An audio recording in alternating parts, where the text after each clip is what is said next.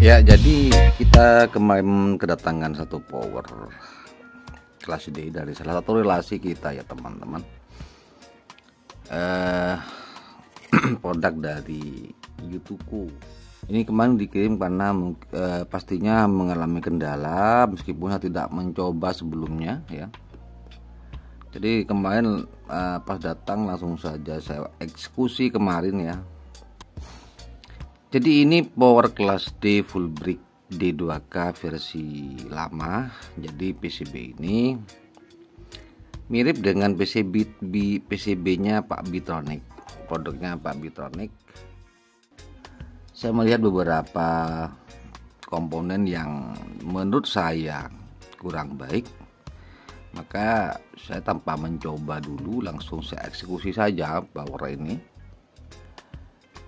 Jadi mungkin teman-teman bagi yang mungkin memiliki ini dan juga atau ya mengalami kendala, ya bisa disesuaikan saja dengan yang akan saya sampaikan ini.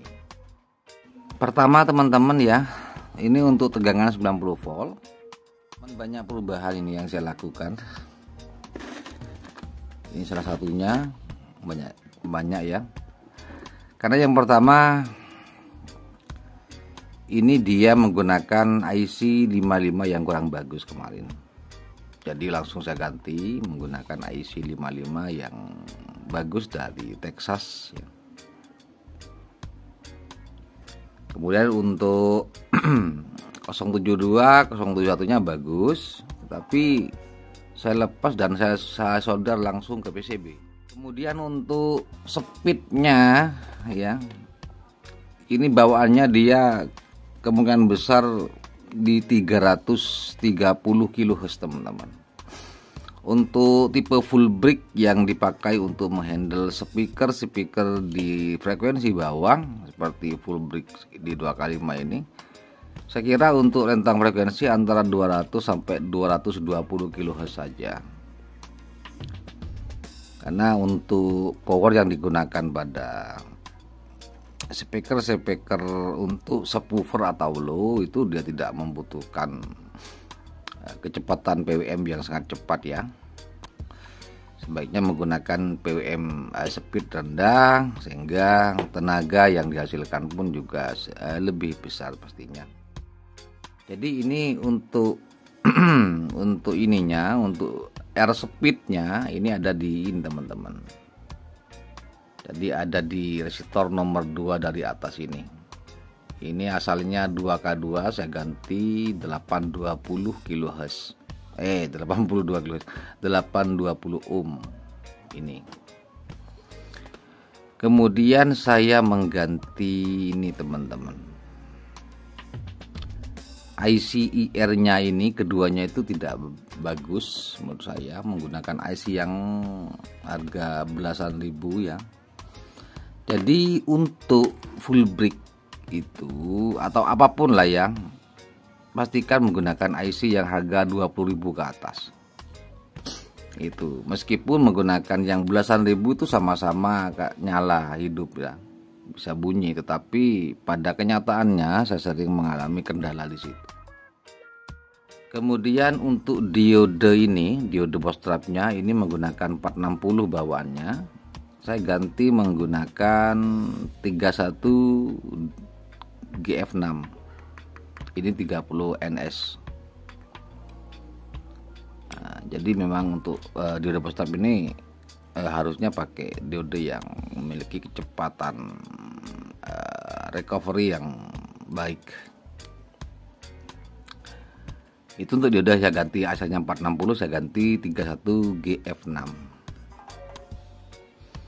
Kemudian apalagi ini transistor untuk totem pole kemarin juga menggunakan transistor yang 750-an perak ya. Jadi saya ganti menggunakan BD139 dari ST yang satu setnya itu harganya 4.000 satu setnya itu. Jadi ini penting teman-teman, kalau semua komponen itu kita bangun menggunakan komponen yang terbaik yang ada di pasaran, itu adalah salah satu cara untuk kita mendapatkan hasil yang baik, pasti itu. Jadi semuanya saya ganti total untuk totem pole-nya. Kemudian untuk diode gate ya, ini aslinya menggunakan SR260. Sebenarnya sudah bisa dipakai untuk diode gate. Ini speknya 2 ampere 60 volt. Tetapi saya khawatir saja, takutnya mungkin apa ya, pas mendapat diode yang kurang baik lah. Jadi saya sekalian diganti menggunakan diode yang biasa saya pakai, diode IN 5819 dari Goodwork yang memiliki bodi yang baik, kakinya tebal ya. Ini 1234. Kemudian semakin ke belakang kita lihat LPF-nya di sini, bawahnya tuh pakai single teman-teman. Pakai single, kemudian tanpa alas pula. Jadi ini saya ganti, saya rombak juga. Saya menggunakan double ferrit, yang dimana dipastikan bawahnya itu teman-teman menggunakan alas dudukan seperti ini. Ini bekas tutupnya galon teman-teman ya. Ini wajib, hukumnya wajib. Tidak boleh dibiarkan Corvette itu langsung menempel ke PCB. Itu tidak boleh. Mesti dia akan rusak. Satu ketika dia akan short ke bagian LPF-nya, kawannya ini ke bagian bawah depan atas PCB-nya. Nah itu. Untuk ininya LPF-nya ini saya kunci di 42 ya, 42 kilo microhenry. Dengan speed sekitar 220 kilo ya 220 kHz nanti hasilnya. Kemudian sampai ke makin belakang, tidak melakukan perubahan yang banyak. Saya melakukan ini mengganti atau menambahkan molek, bukan molek. Saya tambahi pin header, jadi bisa nanti kita pasangi soket yang pasang cabut. Nah yang terakhir saya mengganti ini teman-teman, holder fuse-nya ini saya ganti. Aslinya ini teman-teman ya, bawahnya ini dia lembek seperti ini, lembek. Jadi pastikan fuse itu dia tidak tidak longgar teman-teman. Ini holdernya kokoh teman-teman, kokoh sekali. Jadi dia nah itu dia. Nah dia kuat, mencengkramnya kuat. Jadi fungsi fuse itu sendiri pada kelas D amplifier itu sebenarnya sebagai pengaman saja jika menggunakan sumber tegangan dari trafo. Jika menggunakan SMPS saya kira tidak begitu dibutuhkan ya, karena jika terjadi short pada power harusnya SMPS-nya itu akan protek. Jadi pastikan fuse teman-teman itu kenceng dan kuat mencengkram, karena jika kendor saat power digunakan itu akan memicu kerusakan yang fatal pada power amplifiernya. Seperti itu. Kemudian lupa ya, pada awalnya power ini dia untuk delay protektornya itu terlalu lama ya. Terlalu lama, jadi kita turunkan nilai kapasitor elko ini dari awalnya 220 mikro menjadi 100 mikro. Kemudian juga untuk OCP di sini juga terlalu lama, kita turunkan elko ini nilainya dari 100 ke 47 mikro. Jadi sekira itu aja untuk koreksi power amplifier ini, dan langsung saja kita akan coba.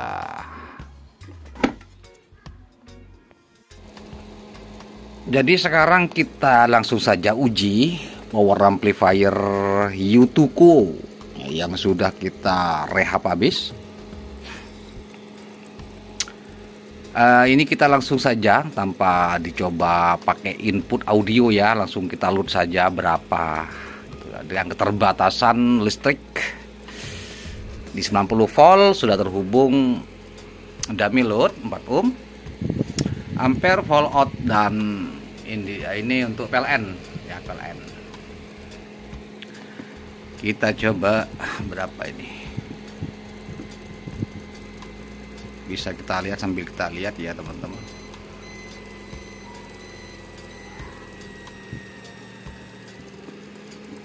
Seperti itu ya.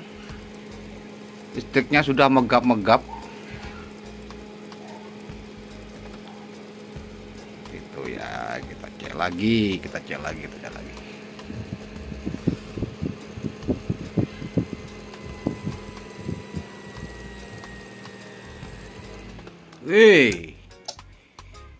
Nah ini mesti limit kalau sudah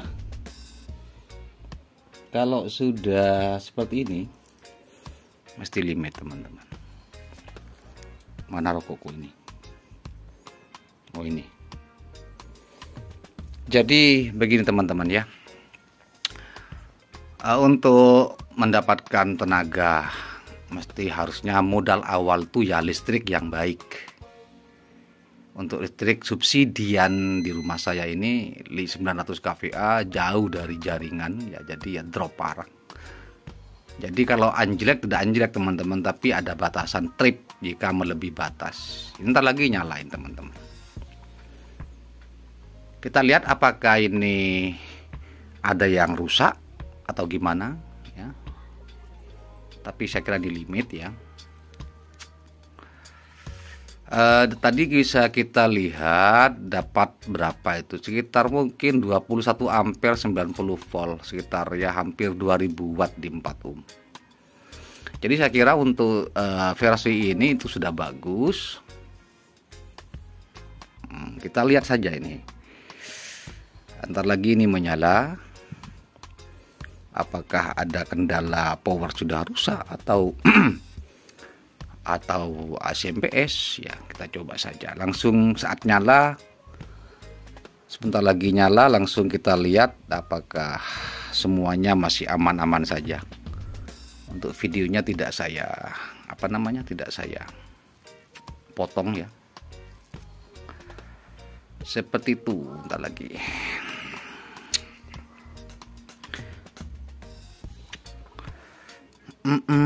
Bentar.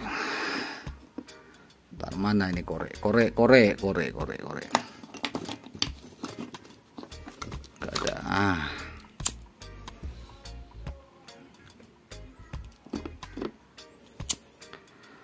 Oke, jadi seperti itu ya teman-teman. Untuk hasilnya kita lihat saja. Untuk hasil outputnya ini sekitar berapa? 21 ampere 90 volt. Ya hampir 2000 watt lah. Saya kira ini sudah normal. Kita buktikan saja ini untuk ACMPS dan powernya setelah listrik menyala. Nah, dia langsung menyala lagi. Nah, dia sudah menyala lagi teman-teman.